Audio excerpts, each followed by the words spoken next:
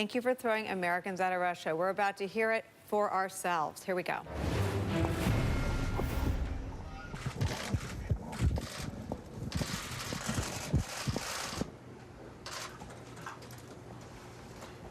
Thank you very much. We appreciate it.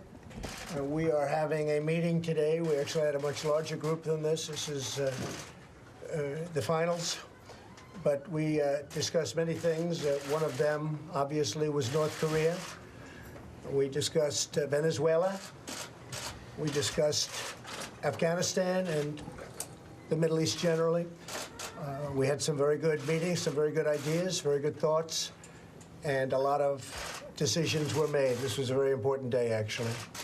Made a lot of decisions. With that, if you have any questions, yes? Did you make any decision on Afghanistan, whether to add additional? Yeah, we're getting close. We're getting very close. It's a very big decision for me. I took over a mess, and we're going to make it a lot less messy. But that has been a place, 17 years, our longest war, as I read in one of your columns. And frankly, it's going to be a decision that's going to be made very soon. And you have full confidence in your national security advisor? Yes, I do. General McMaster? Yes. Absolutely. He's our friend. He's my friend, and he's a very talented man. I like him, and I respect him. Sir, why did you decide to announce the transgender ban reversal a couple of weeks ago? And are you betraying a community that you pledged to support? No. Look, I have great respect for the community. I think I have great support, or I've had great support from that community. I got a lot of votes. But the transgender, the military is working on it now. They're doing the work. It's been a very difficult situation. And I think I'm doing a lot of people a favor by coming out and just saying it. As you know, it's been a very complicated issue for the military. It's been a very confusing issue for the military. And I think I'm doing the military a great favor. Mr. President, do you have any response to the Russian president expelling 755 workers from our embassy? No, I want to thank him because we're trying to cut down on payroll. And as far as I'm concerned, I'm very thankful that he let go of a large number of people because now we have a smaller payroll. There's no real reason for them to go back. So I greatly appreciate the fact that they've been able to cut our payroll for the United States. We'll save a lot of money. Mr. President, was it appropriate for the FBI to raid the home of Paul Manafort pre-dawn? I thought it was a very, very strong signal or whatever. I know Mr. Manafort. I haven't spoken to him in a long time, but I know him. He was with the campaign, as you know, for a very short period of time, relatively short period of time, but I've always known him to be a good man. I thought it was a very, they do that very seldom. So I was surprised to see it. I was very, very surprised to see it. Have you spoken We to the haven't really FBI been director involved. about it? Excuse me? Have you spoken to the FBI director about it or the? No, I have not. I have not. But to do that early in the morning, whether or not it was appropriate, you'd have to ask them. I've always found Paul Manafort to be a very decent man. And he's like a lot of other people, probably makes consultant fees from all over the place. Who knows? I don't know. But I thought that was a very, that was pretty tough stuff. Mr. President, To wake him up, perhaps his family was there. I think that's pretty tough stuff. Mr. President, speaking of the Attorney General, how would you categorize your relationship currently with Attorney General Sessions? Have you guys spoken about some of the differences you've had in the past? It's fine. It is what it is. It's fine. He's working hard on the border. I'm very proud of what we've done on the border. I'm very proud of General Kelly, what he's done on the border. One of the reasons he's my chief of staff right now is because he did such an outstanding job at the border. We're down 78%. Nobody thought that would be, I mean, in the old days with other administrations, if you were down 1%, that was considered a big thing. We're down 78% at the border, and nobody thought that was possible. So I'm very proud of General Kelly. He's now chief of staff. At the same time, I'm very proud of what we've done over the last 6 months between Supreme Court, between tremendous amounts of legislation that's been passed. You know, we had 42 to 48 bills passed. I'm not talking about just executive orders. I'm talking about bills passed. We had massive executive orders. We got rid of record-setting amounts of regulations, and a lot of it is statutory, where it's a 90-day period, then you have to wait, then it's another 90-day period, you have to wait 30 days. Much more is coming out. And I believe in regulation. You have to have some regulation, but we're going to have a small percentage of regulation compared to what we have. And I think that's why you see business enthusiasm's the highest it's been in 18 years, why unemployment is the lowest it's been in 18 years. I mean, the unemployment rate just came out. It's the lowest it's been in 18 years. And with that being said, we have companies moving into the United States, whether it's Foxconn. You saw the two large auto companies moving back. Probably they'll go to Michigan, but they're negotiating with various states. We have done a lot in a short period of time, so I'm very proud of it. I think that General Kelly is going to be a fantastic chief of staff, however. Mr. President, are you going to increase the U.S. military presence in Asia? We are going to look at what's happening in Asia. We're looking at it right now. We're constantly looking at it. I don't like to signal what I'm going to be doing, but we are certainly looking at it. And obviously, we're spending a lot of time looking at, in particular, North Korea. And we are preparing for many different alternative events at North Korea. If he has disrespected our country greatly, he has said things that are horrific. And with me, he's not getting away with it. He got away with it for a long time between him and his family. He's not getting away with it. It's a whole new ballgame. And he's not going to be saying those things, and he's certainly not going to be doing those things. I read about we're in Guam by August 15th. Let's see what he does with Guam. He does something in Guam, it will be an event the likes of which nobody's seen before, what will happen in North Korea. And when you say that, what do you mean? You'll see. You'll see. And he'll see. Is that a He will see. It's not a dare. It's a statement. Has nothing to do with dare. That's a statement. He's not going to go around threatening Guam, and he's not going to threaten the United States, and he's not going to threaten Japan, and he's not going to threaten South Korea. No, that's not a dare, as you say. That is a statement of fact. Mr. President, can you talk about the nuclear posture and what your priorities are there? Yeah, nuclear to me, number one, I would like to denuke the world. I know that President Obama said global warming is the biggest threat. I totally disagree. I say that it's a simple one. Nuclear is our greatest threat worldwide. Not even a question, not even close. So I'd like to denuke the world. I would like Russia and the United States and China and Pakistan and many other countries that have nuclear weapons, get rid of them. But until such time as they do, we will be the most powerful nuclear nation on Earth by far. The first order I gave to my generals, as you know, Mike, my first order was I want our nuclear arsenal to be the biggest and the finest in the world. And we spent a lot of money, a lot of time, and a lot of effort. And it's in tip-top shape and getting better and getting stronger. And until such time as this scourge disappears, we will be so much better and so much stronger than anybody else.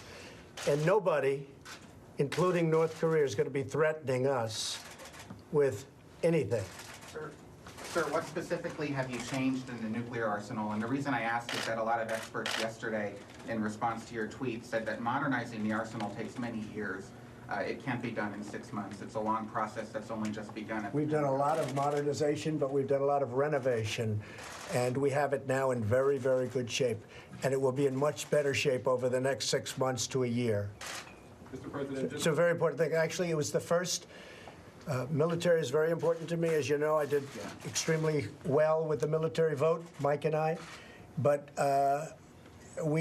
my first order was we have to do the military, but before we do the military per se, we're going to do the nuclear. And we are in very strong shape. We are going to be increasing our budget by many billions of dollars because of North Korea and other reasons having to do with the anti-missile. So we are going to be increasing our budget by many billions of dollars. We'll probably be able to report that over the next week. As you know, we reduced it by 5%, but I've decided I don't want that. We're going to be increasing the anti-missiles by a substantial amount of billions of dollars. Mr. President, can you share with us your latest thoughts on Iran, speaking of nuclear goods, and the whether you feel like they are in compliance or will be in compliance? I don't think Iran is in compliance. We wrote them a very tough letter to the, as you know, to the Congress. I personally don't think they're in compliance, but we have time, and we're going to see. We also put down a lot of defaults or potential default situations. I don't think they're living up to the spirit of the agreement. President Obama, in his wisdom, gave them $150 billion. He gave them $1.8 billion in cash, that's a hard one to figure. But that was his decision. I think it's a horrible agreement. But they are not in compliance with the agreement, and they are certainly not in the spirit of the agreement in compliance. And I think you'll see some very strong things taking place if they don't get themselves in compliance. But I do not believe they are in compliance right now. Mr. President, what's the latest on the leak investigation that the Attorney General announced late last week? And is there any separate investigation that you're Yeah, sure, we're overseeing at the looking, White we're House? always looking. You have two leaks. You have the leaks coming out of intelligence and various departments having to do with Syria, having to do with all sorts of different places, having to do, frankly, with North Korea. And those are very serious. And then you have the leaks where people want to love me, and they're all fighting for love. Those are not very important, but certainly we don't like them. Those are little inner White House leaks. They're not very important, but actually I'm somewhat honored by them. But the important leaks to me, and the leaks that the Attorney General is looking at very strongly, are the leaks coming out of intelligence, and we have to stop them for the security and the national security of our country. Mr. President, you're passing notes to the special counsel, Bob Mueller. Can you talk a little bit about what those? No, not notes. We're working with them. I mean, we have a situation which is very unusual. Everybody said there's no collusion. You look at the councils that come in. We have a Senate hearing. We have judiciary. We have intelligence. So we have a House hearing. And everybody walks out, even the enemies. They said, no, well, there's no collusion. There's no collusion. So they're investigating something that never happened. There was no collusion between us and Russia. In fact, the opposite. Russia spent a lot of money on fighting me. And if you think about it, I want a strong military. You see our budget is up by, it will be hundreds of billions of dollars soon, our military budget. Russia doesn't like that. Hillary was going to cut the budget substantially, the military budget. Russia is very important for Russia, oil and gas. We are now an exporter because of an incredible 6 months that I had, an exporter of oil and gas. That's bad for Russia. I always said, I don't think Russia wants me because I want a strong military and I want low energy prices. Energy is a disaster. Low energy prices is a disaster for Russia. Additionally, it seems that Russia spent a lot of money on that false report, and that was Russian money. And I think it was Democrat money, too. You could say that was collusion. Plus, the Democrats colluded on the Ukraine. So they colluded. And then when you get down to it, why isn't the FBI looking at the DNC server? You have a server that the Democrats refuse to give to the FBI. Now, I don't know how the FBI can investigate something if the DNC, the Democrats, refuse to give the server. So we have an investigation of something that never took place. And all I say is work with them, because this is an event that never took place. Now, as far as somebody else where, did they file the right papers or did they forget to file a paper? You know, I guarantee if you went around and looked at everybody that made a speech or whatever these people did, that's up to them. Did they do something wrong because they didn't file the right document or whatever?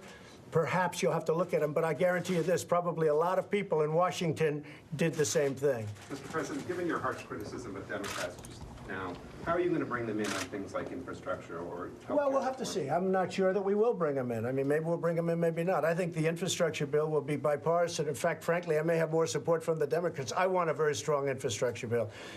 We've, as of this moment, spent over $6 trillion in the Middle East.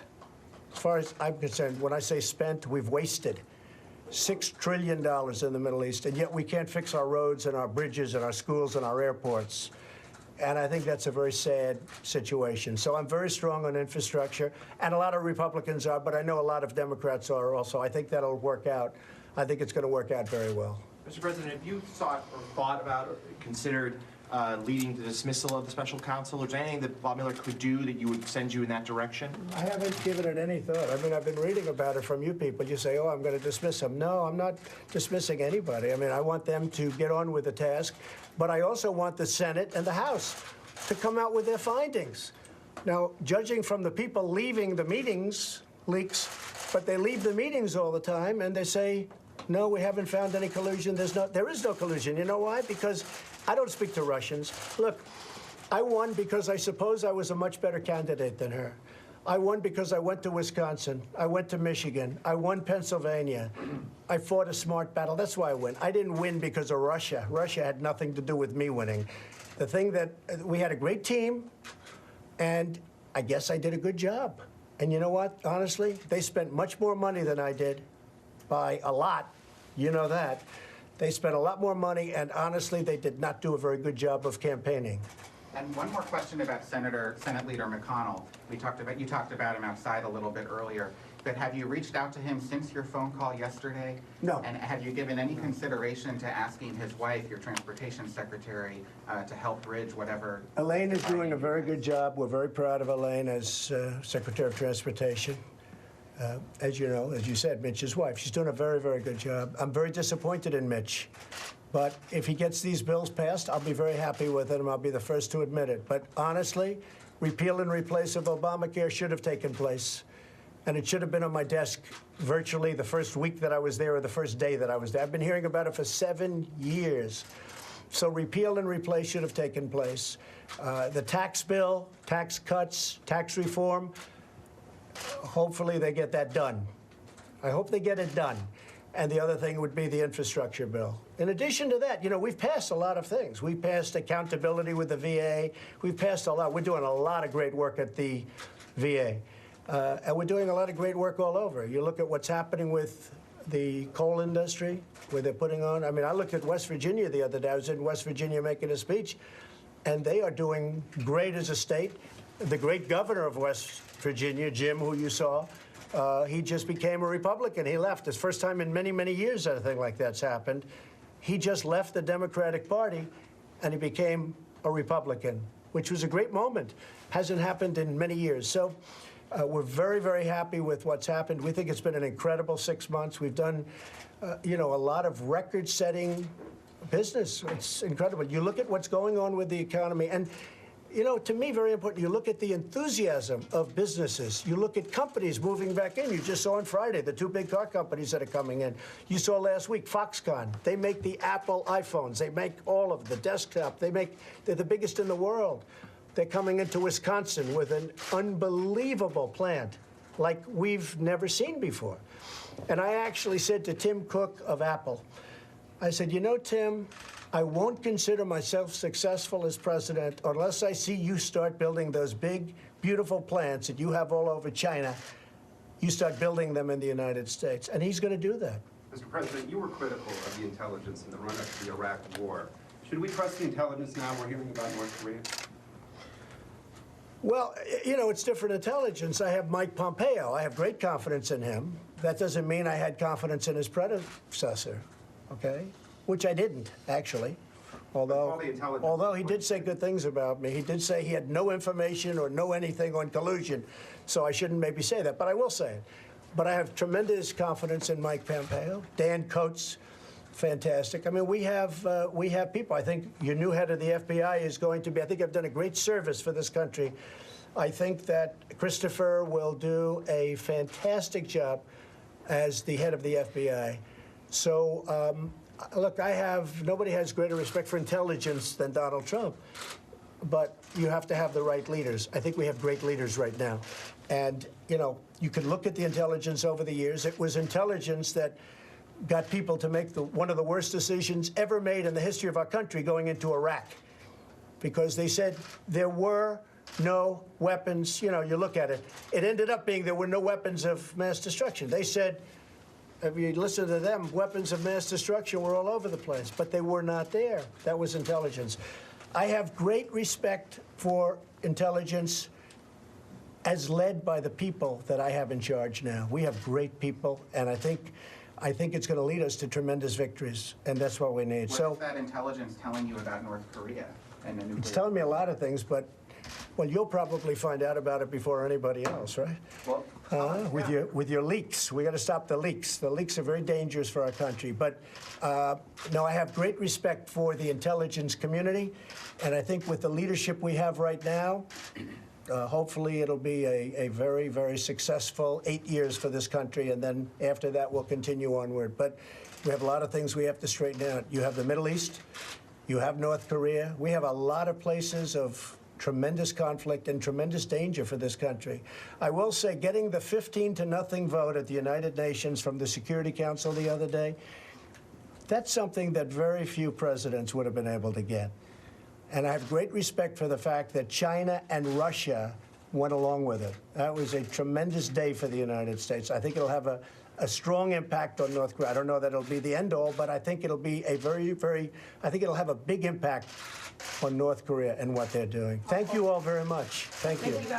That was President Donald Trump holding court with his press pool as though he just found out he had one, relitigating things like the Iraq War, the size of his electoral victory, re-upping his attacks on the intelligence assessments that predate his being sworn in and the appointment of Mike Pompeo. A couple headlines there.